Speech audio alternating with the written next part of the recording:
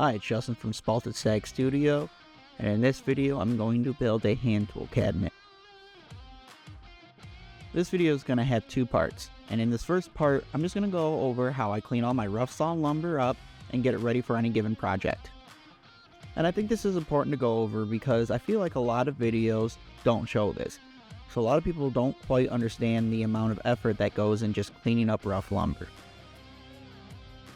All the cherry boards I used for this project were 10 to 13 inches wide and 10 foot long. They're also not in the best shape and there was a lot of cupping and twisting. So I cut everything down in half on the miter saw and then I'll rip it in half with the bandsaw. And I'm doing this because first, my joiner is only 8 inches wide, so I need to be able to fit these on my joiner, and it'll also reduce the amount of material I have to take off to get everything flat. Next we can move to the joiner. Even though I ripped these in half and cross-cut them in half, I still had to remove quite a bit of material. When I originally started, these were about 1.25 inches, and they ended at about 7/8 inch thick.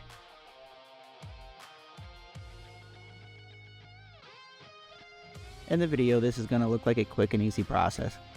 However, in reality, this took me a little over an hour to do. And normally I only have to do 1 or 2 light passes per board to get it perfectly flat. However, with this stuff I had to do very aggressive cuts, and it was taking anywhere from 4 to 6 passes. Next we'll move to the planing. This was a very time consuming process. This was easily a couple hours. I could have reduced that time by sending more than one board through at a time. However, given the length, it would have just been a little difficult to manage. After I plane everything down, I like to sticker it and let it sit for a couple days. After that, I'll run each side through the planer again just to ensure that everything's nice and flat, and then I'll bring it back to the joiner and get my sides jointed. And this was another pretty rough process. A lot of these boards were very bowed, so it took multiple passes to get a square edge. Some of the boards were long and bowed enough to where it exceeded the capacity of my joiner. Those boards took a lot of finesse to be able to get a square edge. And you can see that happen a couple times in this segment. The board keeps rocking after I get it past the cutting edge. So I had to make a couple passes, get a somewhat flat area, and then square everything up. After I get everything jointed, I'll bring it over to the table saw, and I'll get the second side parallel to the first. In this step, I also check for any tear out from the joiner, and if there is any present, I'll go ahead and make a pass on that side as well to remove that. Most of the time, I don't really have to wear a dust mask. My dust collection is strong enough to where it does take care of most of the sawdust. However, when I'm doing an edge pass like this, it tends to spray it out a lot more than normal. So about halfway through, I realized I was being an idiot and didn't have my mask on, so I went ahead and switched to that. Now that I got my lumber all squared up, I can go ahead and cut the pieces to a rough size. During this step, I like to cut everything to about 1 inch oversized. That way, if there's any variations in measurements when I actually build the project, I can compensate for that. And if you've seen earlier in the video, I had each board labeled. And the reason I'm doing that is because not only are some of these boards getting glued back together, I want to be able to reference my cut list.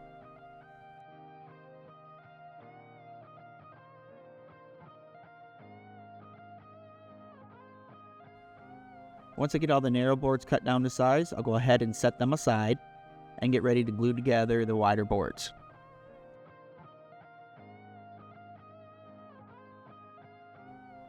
On these boards, I'm going to label where each piece is going to be cut from. And I'm doing that because I'm going to use dominoes to glue these together, and I want to be sure that no dominoes get exposed when I make my cut. As always, when I'm gluing two boards together like this, I like to take a couple passes with my hand plane. That way you get a seamless glue joint. Next, I can bust out the domino. And again, I need to be real careful not to place any dominoes where I'm going to be cutting it. Now for the most part, honestly, it wouldn't matter for this, considering that all my edges are going to be mitered. However, it's a good practice because I have had projects where I accidentally placed a domino in a poor spot, and when I went to cut it, it was exposed and it kind of ruined that piece.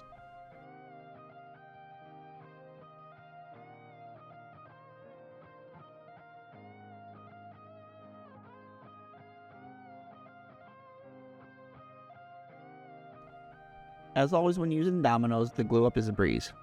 I don't have to rely on a bunch of coals to get everything nice and flat. And considering that these pieces are already planed down to their final thickness, I can't really afford for anything to be misaligned during glue up.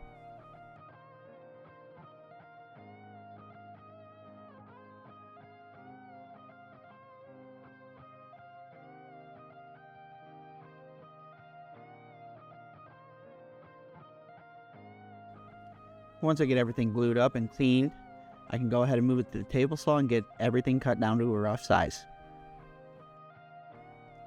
And again, I'll cut everything about an inch oversized.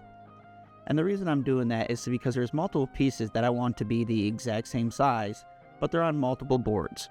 So cutting it oversized allows me to get the pieces I need, then set up a fence and make sure that everything that I need to be the exact same size is truly the exact same size.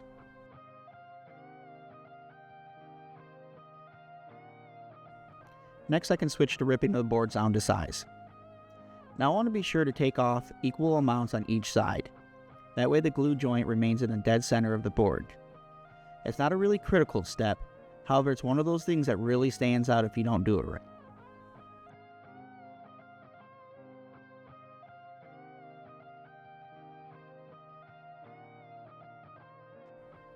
Next, I'm going to use my marking gauge to mark a halfway point on some thicker lumber. These pieces are about 1 1/4 inches thick, and I'm going to use these for the back panel.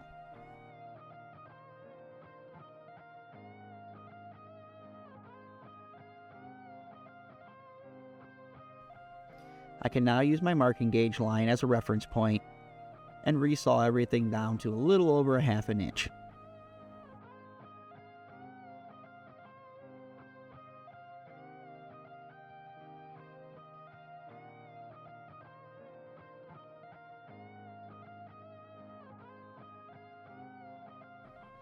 And again, I'll go ahead and clean everything up with my hand plane before gluing it together.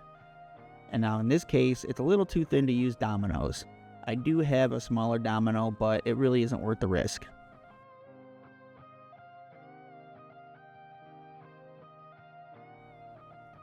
I had to be real careful during this glue up. Gluing these pieces together is going to give me a width of about 24 inches. That far exceeds what my planer can handle. So if it's not perfectly flat when I'm done gluing it up, I have to hand sand it until the point where it's flat, and that's always kind of a risky process. I should have thought ahead and made some 24-inch long coals. That would have made the glue up a lot easier because getting everything flat was kind of a headache and it was way more difficult than it needed to be.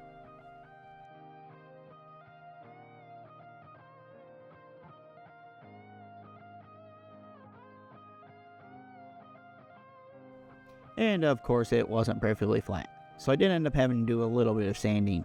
However, it wasn't too bad. As long as you're using your pencil marks to reference any low spots, it makes sure that you're not really over sanding any specific areas. It is still a very tedious process, however, and it could have been mitigated just by using coals. Anyways, there's a lengthy process of dimensioning lumber summed up into about 9 minutes. Hopefully I'll be releasing the assembly process of the hand tool cabinet soon. Like and subscribe.